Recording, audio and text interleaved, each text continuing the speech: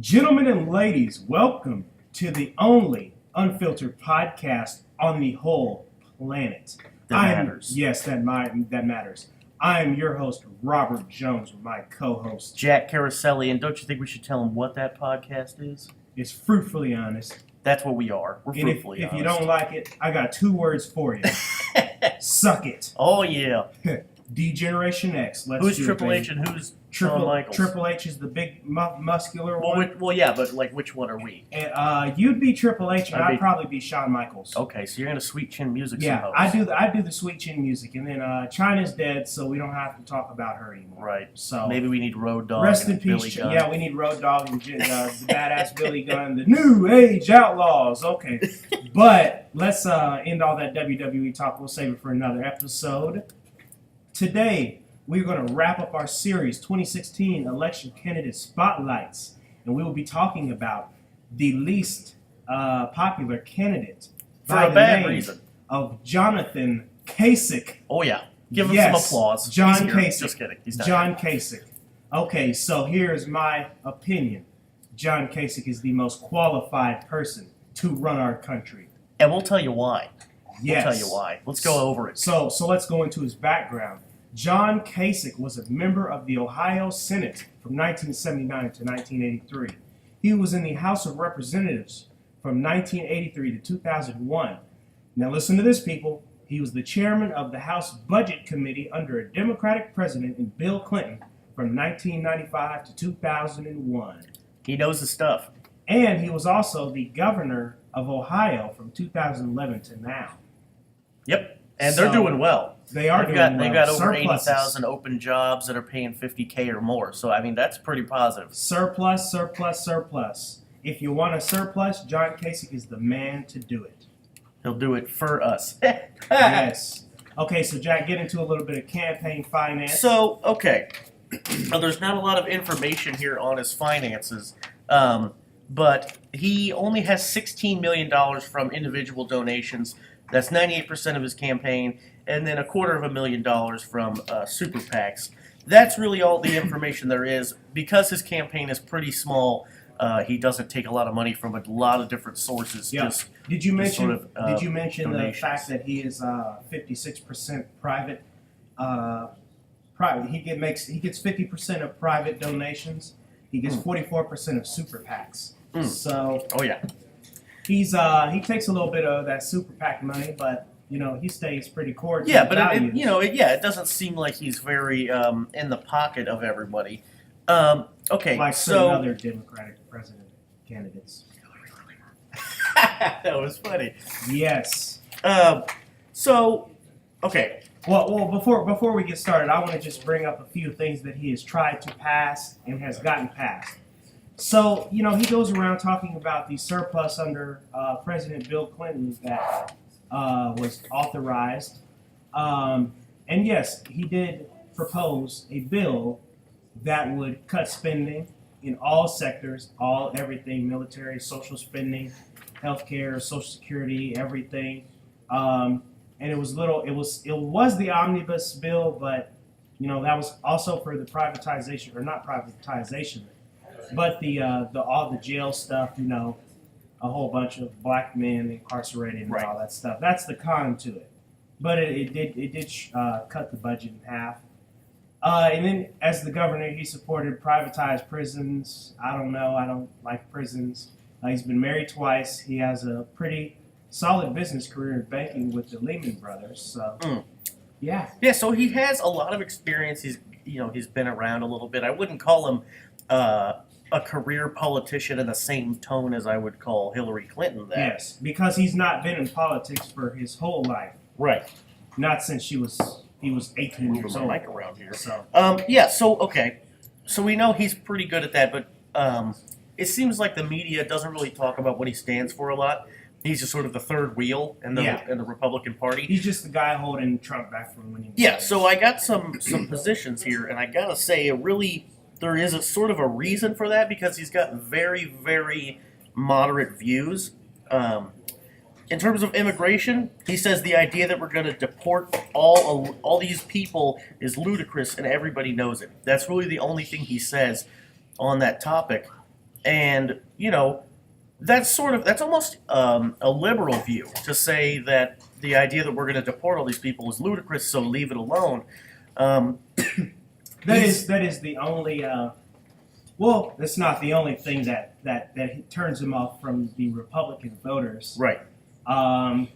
In terms of abortion, he wants to not drastically defund, sort of moderately defund. That's the word. Moderately defund Planned Parenthood. But he says there's exceptions for rape, incest, and life of the mother. So that's pretty good. Life of the mother is a little open-ended. Yeah. But because what could that mean? Is that they're poor and then? Well, it could be like, well, if we deliver the baby will die, or you'll die, or something like that. Right, like Padme Amidala. Yeah.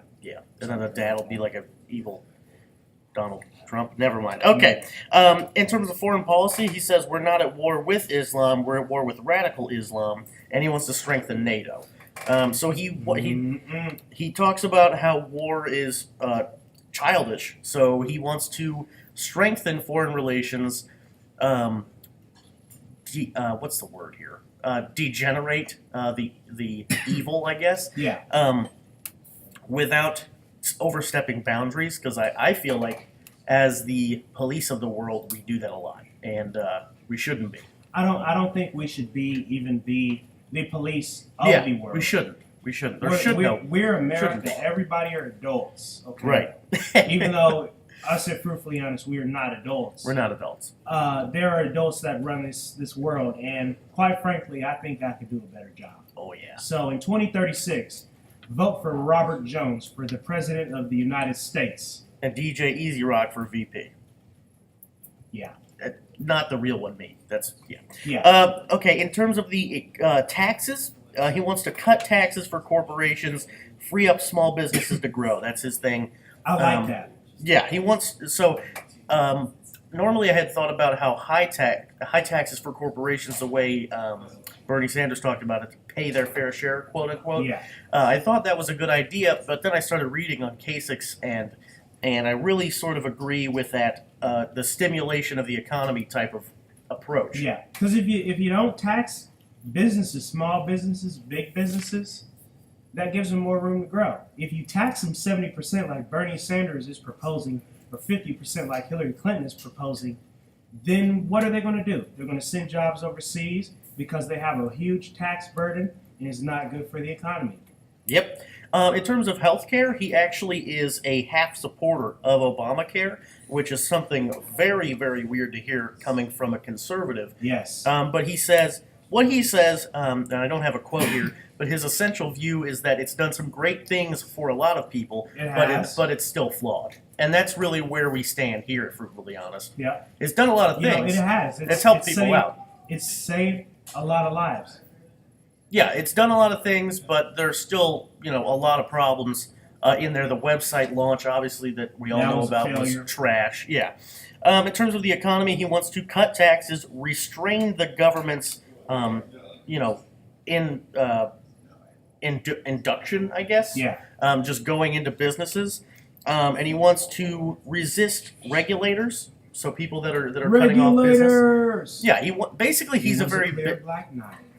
I don't know that's right. Warren G was on the streets trying to.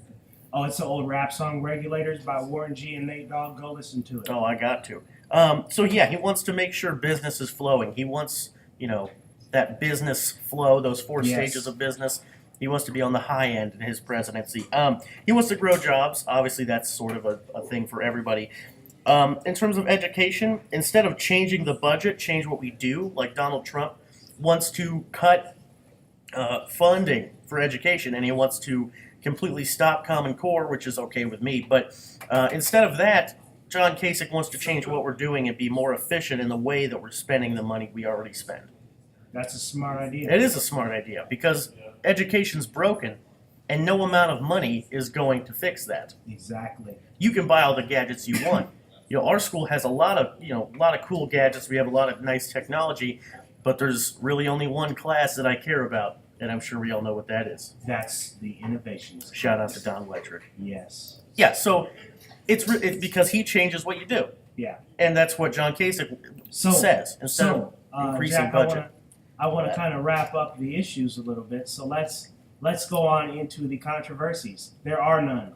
For me, there's one. Okay. And that's the cruise thing. Okay, talk about it. well, yeah, I will get to that thing, but there is one more thing I want to talk about with positions, and that's climate change. Yes. He said climate change is bad, but not bad enough to take drastic action and put people out of work. Which is a really weird view. I've never heard that before, because it's pretty much you're Donald Trump and you say it's a hoax, or you're Bernie Sanders and you say we have to do something now. Look, it's Panic. It's the country's the melting ice. I don't know what that. Yeah. Yeah. There's going to be more water. Even though ice capsules are up 50% since 2012. Wow.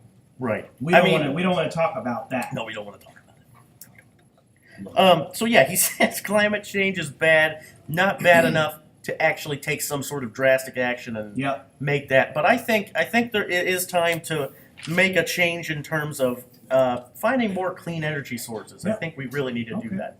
So, Jack, electability, I give him 1 out of 10. I give him a 5 out of 10. Okay. Wait, no, that was the wrong one. I give him a 7 out of 10. 7 for electability. Yeah, Really? I'm not looking at it as like how possible it is. I think he gets elected. I'm just looking at me, how much I think he could be elected. Okay. I'm looking logically at how. In terms of popular, I would give him a 1 as well, because I just don't see it happening. There's 4 other candidates. Trustability, I give him a 9. I give him a 7.7. That's what I put, 7.75, 7 3/4. Just because he's sort of vague in some of his views, but he seems like a really honest Midwestern working guy. Yeah. But yeah, like I said, some of those views are a little vague. What do you think with likability? Likability, I'm gonna give him a 6. I gave him a 5. Yeah, he doesn't connect with people. Right. Well, and there's that interview. You know how Donald Trump recently said he eats like a slob. He does. I don't even think he does. I've seen pictures of him eating. I mean, it's all nasty. I mean, he just looks like. I'm eating. Maybe I eat like a slob too, and I don't recognize it. But they had cameras really in his face at a cafe, and he was eating. And he just kind of seemed like an ass, really. Yeah, but also, in the same vein, I'm just trying to get some breakfast, get the cameras out of my face. Yeah. Like, could be viewed as that, but I gave him a 5 out of 10 on likability. In terms of the finality here, John Kasich overall is my favorite GOP candidate. I think experience as a governor would help a lot, and I think he knows how to grow the economy. But that being said, he seems too vague and is often on the fence a lot, and I think he's a bit cocky and doesn't really have a concrete plan for a lot of things, including foreign policy, which is huge. Okay, so here's my final thoughts. John Kasich is the man. He's the man. He is a Reagan Republican. I love Reagan Republicans. Done. What's your overall rating? Overall rating? I don't have an overall rating. I gave him a 6.5 out of 10. I just sort of averaged him, but well, I do like him. I'll give him a 7. I love John Kasich. He's a nice. I just wish he was leading. So, gentlemen and ladies, until next time, we wish you love, peace, and soul. Goodbye, everybody. And if you're not down with that, we got 2 words for you. Suck it. Yeah.